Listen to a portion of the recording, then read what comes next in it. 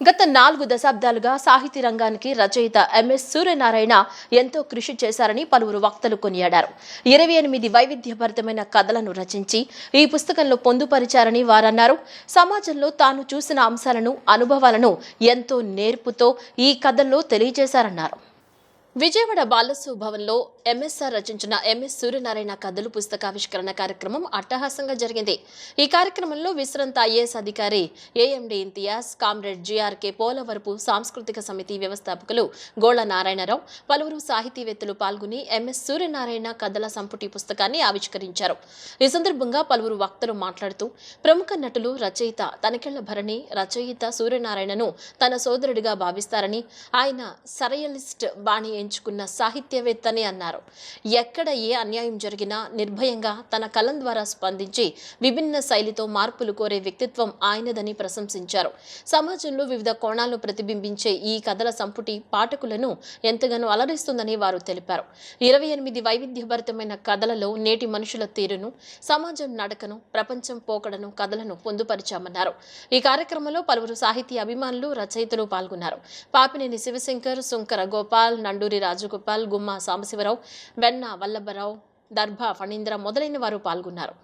కవి, కథకుడు ఎంఎస్ సూర్యనారాయణ కథన కుతూహల సభ ఇది. ఈ సభలో ఆయన రాసినటువంటి కథల సంపుటి ఆవిష్కరణ జరుగుతుంది. ఈ ఆవిష్కరణ సభలో నేను అధ్యక్షత వహిస్తాను.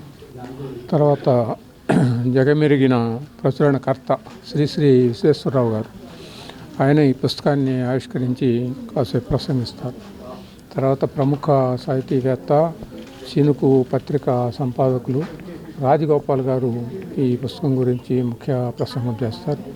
తర్వాత మరొక ప్రసిద్ధ సాహితీమూర్తి సుంకర గోపాలయ్య, ఆయన కూడా ఈ పుస్తకం గురించి సమగ్రమైనటువంటి విశ్లేషణ చేస్తారు. ఇక విశ్రాంత ఐఏఎస్ అధికారి ఏఎండి ఇంతియాజ్, వారు గౌరవ అతిథిగా పాల్గొంటారు. తర్వాత సాహితీ పోషకులు గోళ్ళ నారాయణరావు గారు, ఆయన ఆత్మీయ ప్రసంగం చేస్తారు.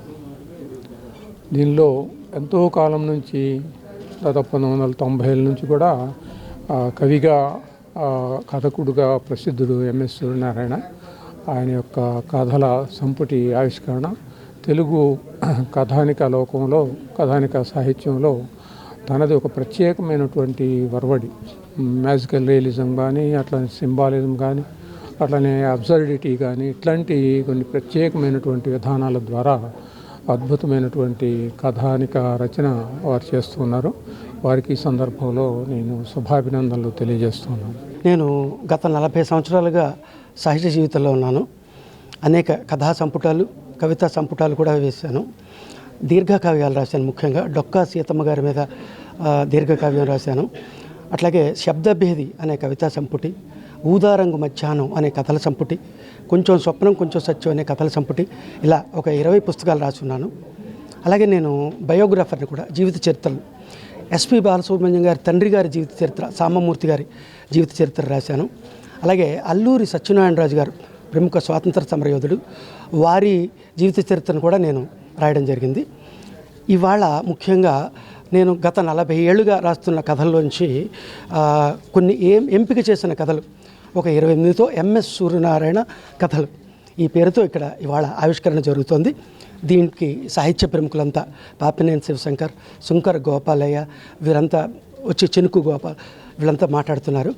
ముఖ్యంగా ఈ కార్యక్రమం నడవడానికి ఇక్కడ ఏర్పాటు చేసింది గోళ నారాయణరావు గారు. వారికి నేను ధన్యవాదాలు తెలియజేస్తున్నాను.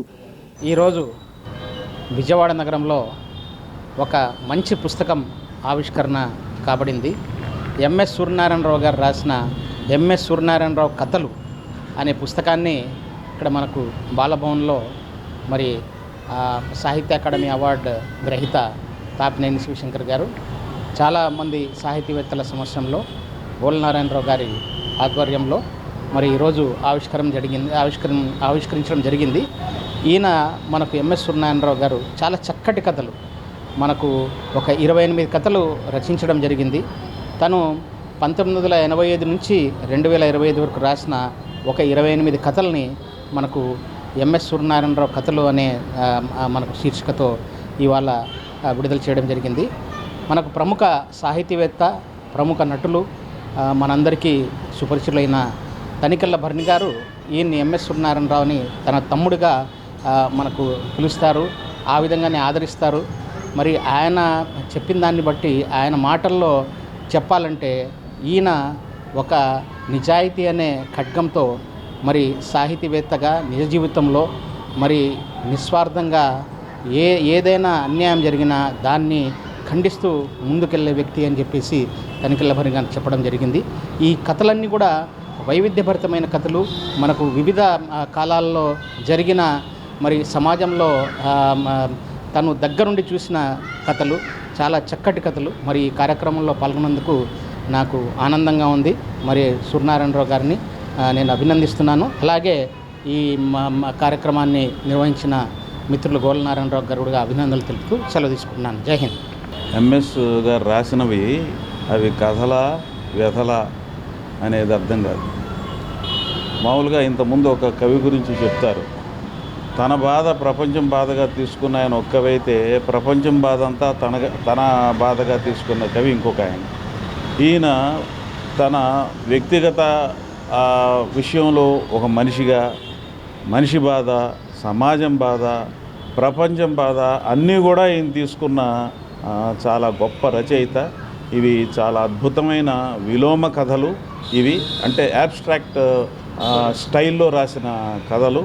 ఇటువంటి కథలు మామూలుగా ఈ భావగర్భితం అంటారు. ఇవన్నీ కూడా ఏంటంటే బాధగర్భితమైన కథలని చెప్పి ఈ చదివిన వాళ్ళకి అర్థమవుతుంది. చాలామంది ఈ ఎందుకులే మనకు ఈ జరుగుతున్న అన్యాయాలు, ఈ అణచివేతలు ఇవన్నీ అనుకుని తలదిప్పుకుని వెళ్ళిపోతారు. కానీ ఒక కవి రచయిత అలా చేయడు.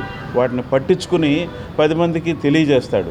అట్లా తెలియజేసినప్పుడు ఎంతో కొంతమంది చదివిన వాళ్ళలో కొంత మార్పో చైతన్యమో వచ్చి వాళ్ళు ఈ ప్రపంచాన్ని పట్టించుకునే ఆ పరిస్థితికి, ఆ మానసిక పరిపక్వతకి రావాలని చెప్పి ఇటువంటి వాళ్ళందరూ కూడా ఇంత మంచి కథలు రాస్తూ ఉంటారు. ఇవి అందరూ కూడా చదవవలసిన కథలు అని చెప్పి నేను భావిస్తున్నాను.